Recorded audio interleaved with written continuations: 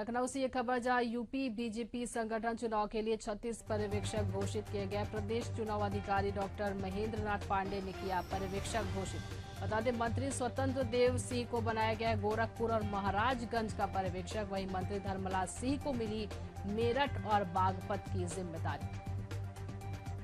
तो पर्यवेक्षक के बारे में बात करें तो मंत्री धर्मपाल सिंह को मेरठ और बागपत की जिम्मेदारी मिली है। वहीं बीजेपी ने यूपी बीजेपी संगठन चुनाव के लिए 36 पर्यवेक्षक घोषित किए हैं। प्रदेश चुनाव अधिकारी डॉक्टर महेंद्र नाथ पांडे ने पर्यवेक्षक घोषित किया है। बता दें, मंत्री स्वतंत्र देव सिंह को गोरखपुर और महाराजगंज का पर्यवेक्षक बनाया गया है। चलिए इस पर जानकारी लेते हैं, हमारे संवाददाता दीपक पांडे बने हुए हैं लगातार। दीपक, यूपी बीजेपी संगठन चुनाव के लिए 36 पर्यवेक्षक घोषित किए गए, इसके बारे में बताएंगे।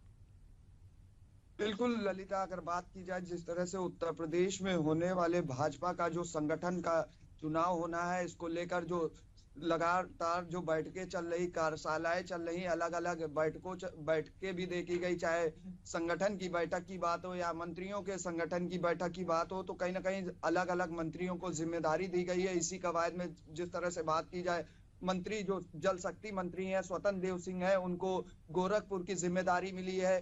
तमाम ऐसे क्षेत्र है जहां पर चुनाव होने हैं, संगठन के चुनाव होने हैं, तो उसको लेकर कहीं ना कहीं पर्यवेक्षक की जिम्मेदारी मिली है। गोरखपुर के साथ ही बता दें कि महाराजगंज की भी जिम्मेदारी स्वतंत्र देव सिंह के पास है। वहीं मंत्री धर्मपाल सिंह की बात करें तो मेरठ और बागपत की जिम्मेदारी मिली है।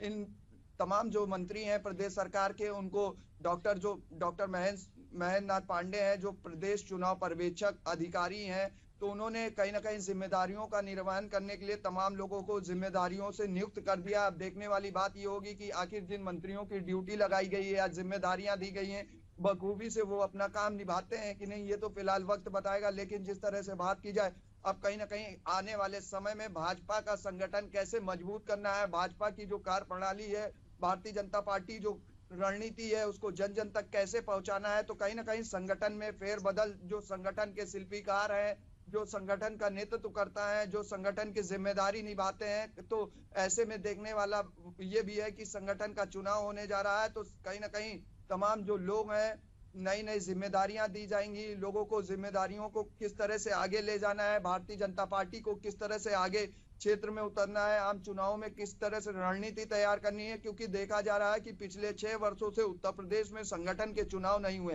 तो अब कहीं ना कहीं प्रदेश अध्यक्ष से लेके बूथ अध्यक्ष, तमाम जो पन्ना प्रमुख हैं या पदाधिकारी हैं या जिला अध्यक्ष हैं, तो कहीं ना कहीं इनकी भी नियुक्ति होनी है। ऐसे में जिस तरह से प्रदेश चुनाव अधिकारी डॉक्टर महेंद्र नाथ पांडे ने पर्यवेक्षकों की घोषणा की है, अलग अलग जिले में पर्यवेक्षक बनाए गए हैं, सभी मंत्रियों को 2 से 3 जिले मिले हैं। तो अब देखने वाली बात ये होगी कि आखिर किस तरह से रिपोर्ट कार्ड तैयार होता है, आखिर किस तरह से जो संगठन महापर्व का चुनाव होना है, उसको लेकर भारतीय जनता पार्टी की क्या रणनीति होती है, ये तो फिलहाल आने वाला वक्त बताएगा। लेकिन उत्तर प्रदेश में मंत्रियों को एक बार फिर कहीं ना कहीं संगठन के जिम्मेदारी दी जा रही है और संगठन को मजबूत करने के लिए लगातार संगठन के जो शिल्पीकार है, संगठन के जो नेतृत्व करता है, वो लगातार काम भी कर रहे हैं।